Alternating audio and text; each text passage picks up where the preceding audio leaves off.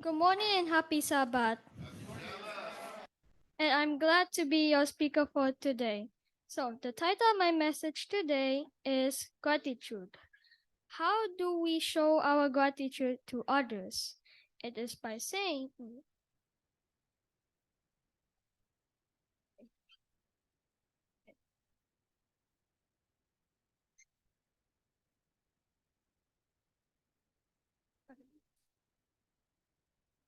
okay. So, how do we show our gratitude to others? It is by saying thank you. And before I will proceed, I have some questions that if you answer, you will get a prize. Uh, First question. Okay, first question. How do you say thank you in Chinese? Raise your hand if you want to answer.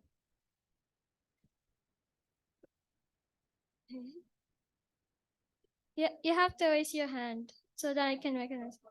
Yes, mom. Huh? Is that it? Okay. It is correct. Yeah, it's actually correct. Yeah. Huh? Is it?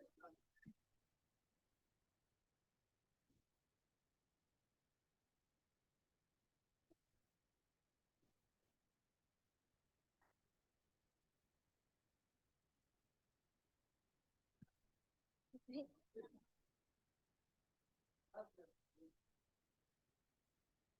Sec- Second question. In Korea, it is what? Yes, mom. Apa, Korean. Huh? Um, Correct. That's correct. Here is the prize.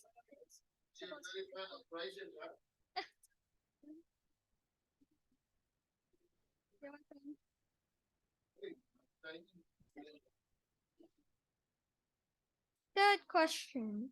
In Japanese, it is what? Wait. Yes, ma'am. Okay, that's correct. That that is correct. Here is your prize. You're welcome. Okay. Next question. In Spanish. That's correct. Gracias. Here you go.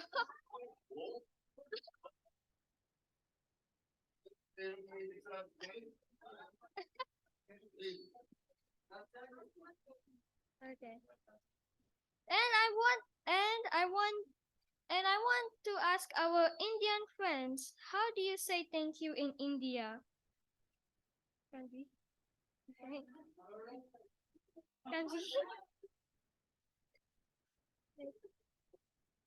Here you go. This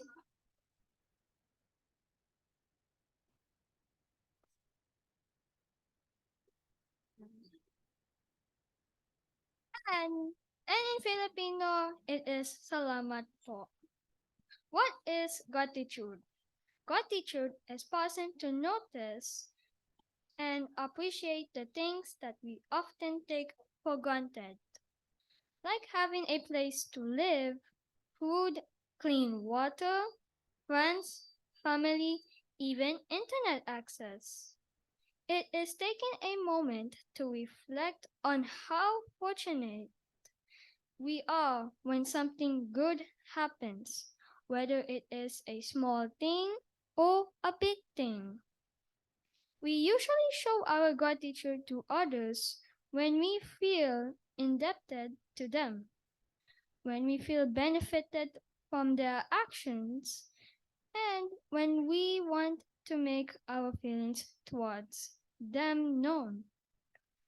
We know we show gratitude to bring the good feelings we have been gifted back to the gifter.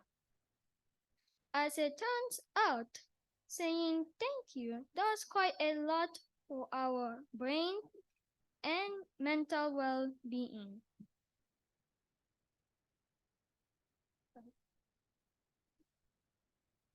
What do we benefit when we say thank you to others? Brain research shows that gratitude can, number one, help you make friends.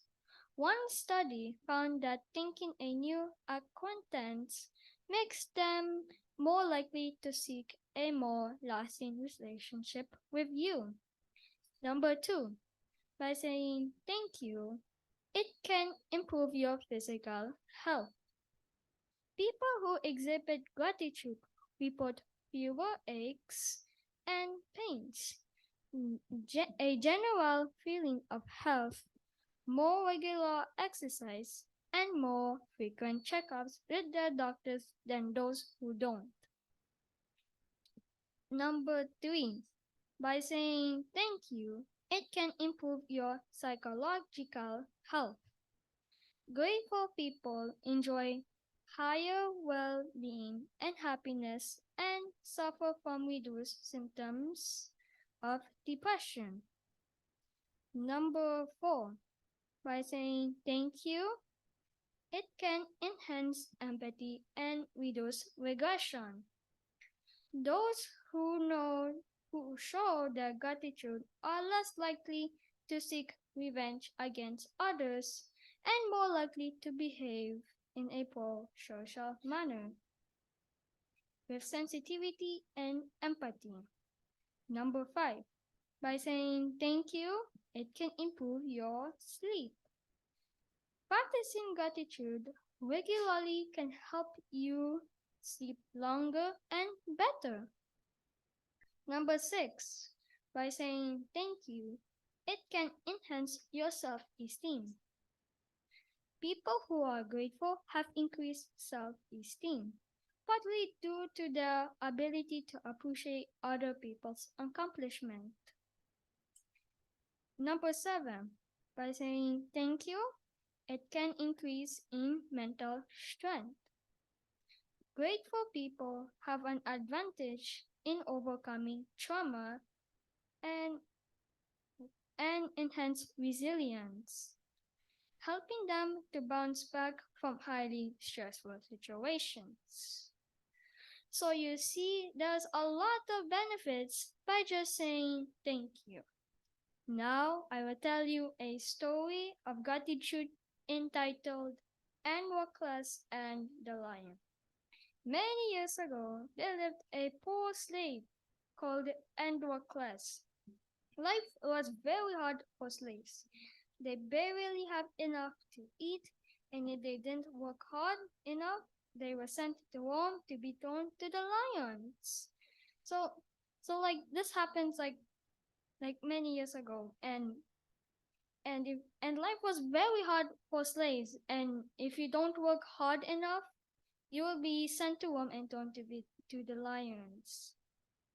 One day, one day, Androcles had a chance to escape. He didn't hesitate. He ran and ran and ran again until he was very tired. So he crawled into a forest to hide until he regained his strength. And he was just settling down to try to sleep when a great lion came out behind a tree. At first, Androcles was very afraid. When he was about to run, he noticed that the lion was not about to jump on him, but was holding out his paw helplessly. So one day he had a chance to escape. He didn't hesitate. He just ran and ran to the forest. And then the lion came out behind a tree, and he was very scared. And he was about to run, and he noticed the lion was not about to jump on him. He was just holding his paw helplessly.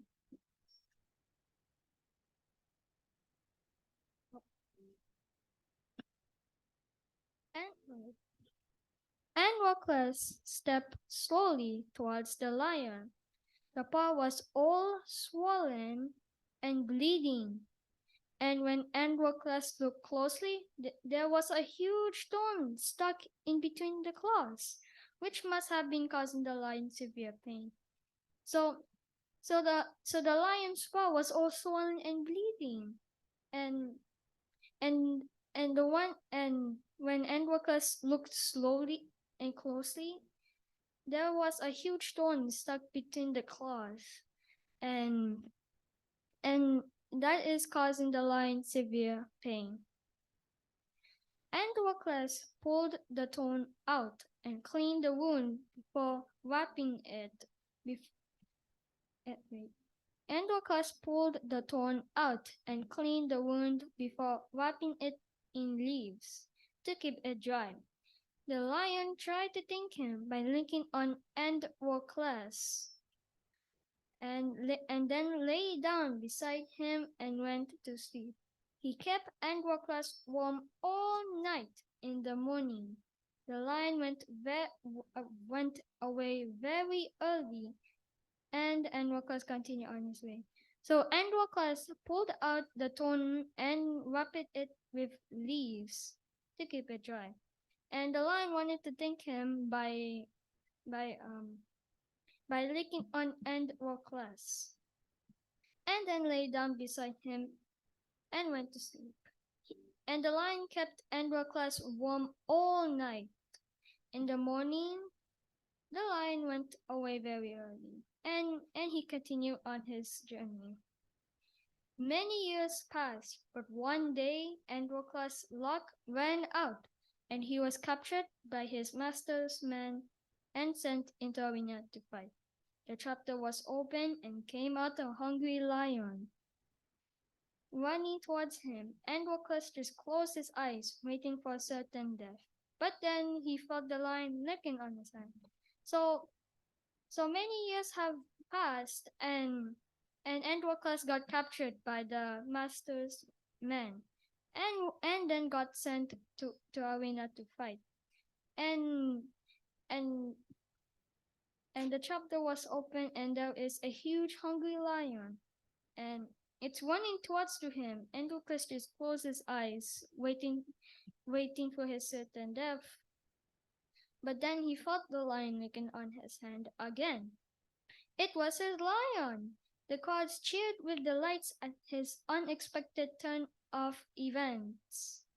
And the emperor made Androclus tell the story of how he had taken the thorn out of the lion's paw.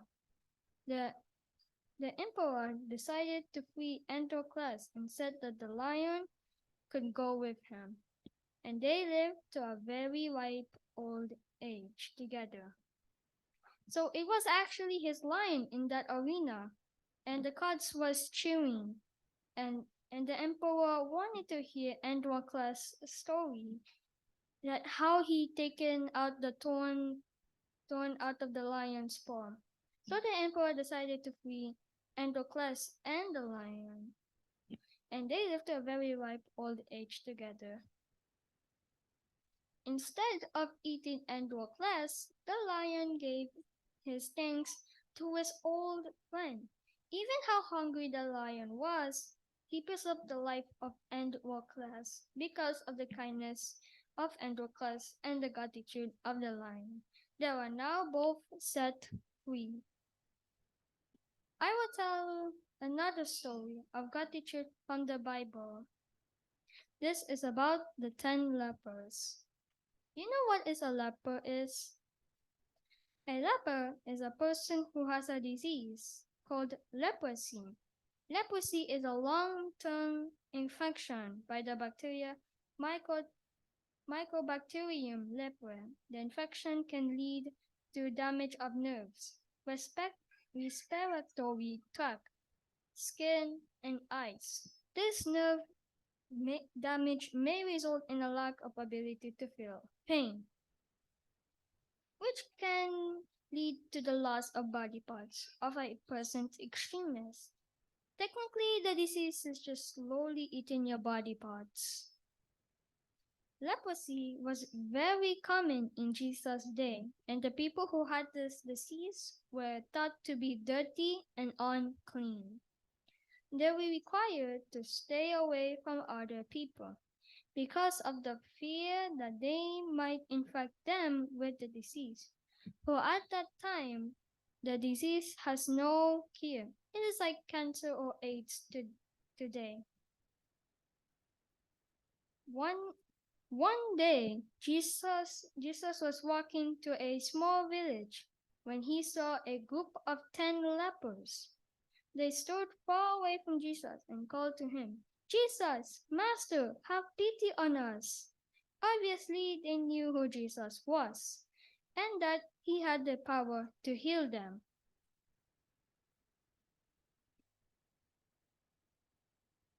And when Jesus heard them, he called back to the lepers and said, Go, show yourself to the priest.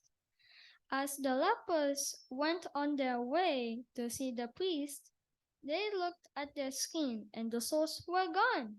Jesus had healed their disease. They were so happy they went up and down the streets, singing and dancing. Suddenly, one of them stopped and went back, praising God with a loud voice. He threw himself at Jesus' feet and said, Thank you. Jesus said to him, Wonder is 10 who were healed. Where are the other 9? Only one out of the 10 remembered to say thank you. God does so much for us. Every day He provides us with everything we need: food, clothing, and place to live. Do we ever forget to say thank you? There are benefits for us when we give thanks to God. Number 1, gratitude glorifies God. Our gratitude glorifies God as we exalt not the gifts, but the giver. Gratitude helps us realize that all we have comes not because of us, but from God. Number 2, gratitude helps us see God. Gratitude opens our spiritual eyes. The more we thank Him, the more we see Him working in us and around us. Gratitude helps us sense God's presence, His personal care, and His perfect timing. Number 3, gratitude brings peace. Count your blessings, not the sheep. Gratitude helps us see that God's hand is all over our circumstances. And God tells us when we give Him our thanks, He gives us supernatural peace. Number 4, gratitude draws us to God. Gratitude for the magnitude of God's undeserved kindness draws to Him. Just like the leper, only one came back to Jesus, fell on his feet, and thanked Him. Number 5, gratitude brings contentment. If we aren't grateful for what God has given us, then getting more won't satisfy us either. Being thankful is the key to contentment. Number 6, gratitude deepens faith. Keeping a record of God's past faithfulness is a faith boost when we face new difficulties.